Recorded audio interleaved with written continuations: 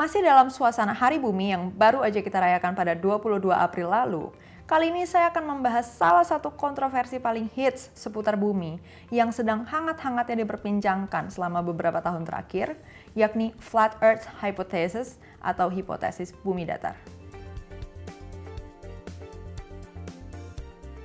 Beberapa waktu lalu, dunia astronomi Timur Tengah dikejutkan dengan adanya sebuah disertasi dari seorang kandidat PhD Tunisia yang mengajukan tesis bahwa bumi itu datar. Tidak hanya itu, ia juga mengatakan bahwa bumi itu tidak berputar, berusia 13.500 tahun, dan menjadi pusat semesta alias dikelilingi oleh benda-benda langit lain termasuk matahari dan bukan sebaliknya.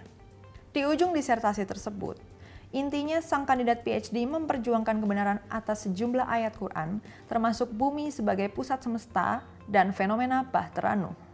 Komunitas pembela hipotesis bumi datar terus bertumbuh, yang secara global dikenal sebagai Flat Earth Society, di mana di kanal YouTube-nya sudah memiliki pengikut sampai ratusan ribu orang.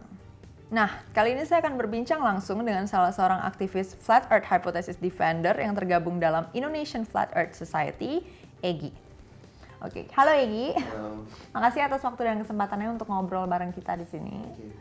Kita langsung masuk aja ya ke pertanyaan pertama. Oke. Jadi pertama kali kamu dengar tentang Flat Earth Hypothesis ini dari mana? Oke, sebelumnya itu ada sekitar tahun 2013-an saya pernah dengar sih, cuma saya anggap masih yang apa sih gitu. Hingga akhirnya pada saat sekitar awal tahun lalu ketika awal-awal saya kerja di Phnom Penh, Kamboja, saya ngelihat teman saya tuh posting gitu lah, dan teman saya ini salah satu termasuk orang yang berpendidikan gitu kan di bidang telco gitu. Dia debat ataupun diskusi dengan temannya mengenai bumi datar gitu. Saya langsung berpikir ini masih ada ya saya gitu. Pada saat itu jujur ekspresi pertama kali ataupun intuisi kita adalah nih pasti ngenyek dan mocking bahwa ini kayak orang anak makan sekolahan, ini udah tahun berapa gitu, ini lu masih aja percaya gitu-gituan kan. Yeah. Tapi akhirnya kita nggak boleh assuming kan, kita harus cari tahu dulu gitu. Yeah. Terus saya buka postingannya, terus ada beberapa argumen yang memang ya juga ya gitu, mengganggu pikiran lah gitu. Karena selama ini saya bukan berarti tidak menerima itu bulat-bulat, tapi kayaknya kita tampung dulu nih. Ini udah oke deh gitu. Apa salahnya sih kita cover both side gitu kan. Terus pas saya sudah cari tahu, cukup sebentar aja baru sadar bahwa iya ya ternyata selama ini gitu jawaban yang memang saya cari selama ini, dan jawaban memang teori itu pun belum bisa dibuktikan juga secara ilmiah gitu. Tapi memang diklaim bahwa dari zaman ke zaman bahwa bumi itu bulat, bumi itu global, dan teori heliocentris itu adalah valid gitu menurut terdahulunya gitu. Jadi ya sudah, ketika sudah menemukan banyak yang salah, anomali-anomali yang kejanggalan-kejanggalan yang diklaim selama ini itu lebih banyak dibandingkan apa yang saya temuin di saat mencari dan saat kesana kemari, ya nggak butuh waktu lama sih untuk ya inilah gitu realitasnya. Oke, nggak butuh waktu lama ya. Itu berapa lama setelah pertama kali mendengar tentang Flat Earth? 15 sampai 20 menit lah anggap. Jadi pada saat ada argumen itu saya langsung cari tahu, terus saya cari tahu apa yang diklaim oleh authority, status quo, terus saya bandingkan dengan apa yang memang realitasnya seperti apa gitu. Dan logikanya sih yang benar yang teori bumi datar, tapi saat itu masih mengganggu pikiran kan. Masa sih gitu kan. Tapi saya tidak ngajak orang itu untuk berdebat, selalu bertanya kan. Ya kita udah punya semua kan di depan kita, via jempol aja, cari aja, googling gitu kan, semua udah bisa banyak cari tahu gitu. Apa susahnya sih gitu kan. Permasalahannya adalah ketika orang-orang tahu itu, mereka udah langsung mocking, mereka itu langsung ngenyek tanpa harus cari tahu dulu gitu. Sebenarnya apa sih yang selama ini kita pelajarin, bener nggak sih komparasinya gitu. Argumen-argumen utama apa dari Flat Earth Hypothesis ini yang menurut kamu paling stand out gitu, sehingga ini cocok nih, cukup untuk men-challenge round earth theory yang selama ini dikenal?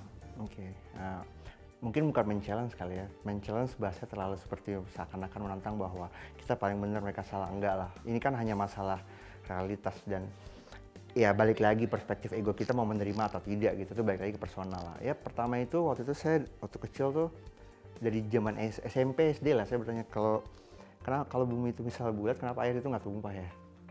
Gitu kan, karena posisi bumi bulat itu di daerah selatan kan, apalagi Southern Hemisphere, ya dia pasti di posisi bawah dan melengkung kan, air pasti tumpah bagaimanapun juga saat itu ya. Tapi ya terlupakan begitu saja karena kita sudah pindah ke SMP diajarin yang lain gitu dengan teori-teori yang lain. Hingga akhirnya argumen pertama adalah sifat dasar air. Sifat dasar air itu secara ilmiah dan secara memang nyata kita bisa buktikan selalu datar, selalu level, dan dia bergerak dari tempat tinggi ke tempat yang rendah. Nah, dia tidak bisa bergerak dari tempat rendah ke tempat tinggi kan? Itu sifat dasar air gitu. Semua orang pasti bisa itu tanpa harus kita menjadi ilmuwan ataupun saintis gitu kan? Ini karena ini memang realitasnya begitu gitu.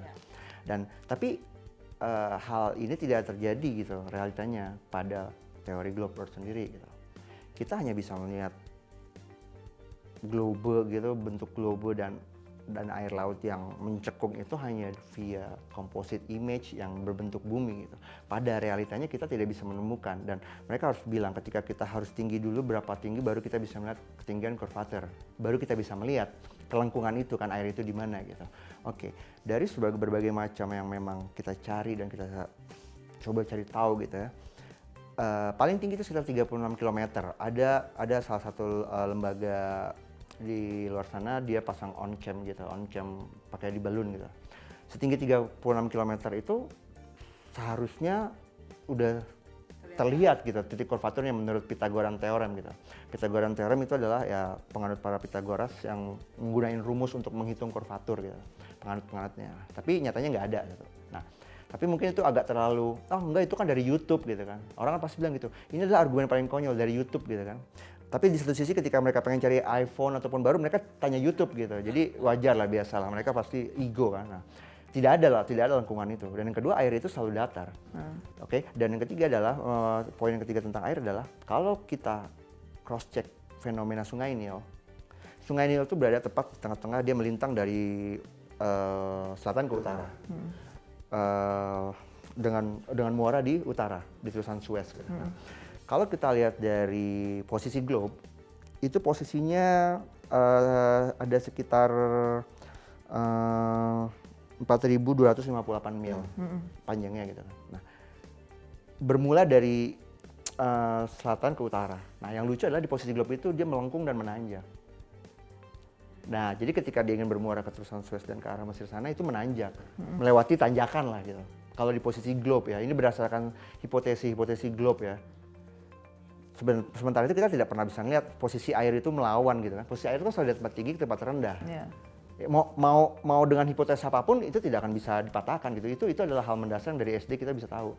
Tapi dalam globe itu seakan-akan itu dibenarkan dengan theoretical science atas nama gravitasi dan hitung-hitungan dan yang lain, bahwa air itu dari yang tempat posisi hulu bermuara ke utara dan melewatin tanjakan gitu di posisi globe, dan itu diokein aja gitu dengan teori yang ada selama ini. Cuma memang kita tidak banyak yang tahu karena memang kita tidak pernah dikasih tahu gitu kan. Nah, setelah kita mencari tahu lagi, ini kok berlawanan dengan realitas yang sebenarnya kita pahamin gitu kan. Cuma kan orang sudah terlanjur appeal to authority kan, bahwa ya udahlah, lu bukan saintis gitu, lu bukan ilmuwan gitu, lu nggak ngerti gitu. Jadi ibarat kata kita harus jadi teknisi handphone dulu kalau handphone kita palsu gitu. Sementara itu kita bisa tahu kan apa yang memang secara logik kita bisa buktiin sendiri dan apa yang memang enggak gitu. Ya kan, sesuai dengan Carl Sagan bilang kan, extreme claims requires extreme experiment kan. Nah, kalau pada eksperimen ilmiahnya sendiri itu air itu tidak bisa menanjak dan selalu datar pada sifat alamiahnya, asumsi dan logika apa yang membenarkan bahwa air itu bisa masuk pada teori globe? That's it sih yang paling mendasar banget gitu.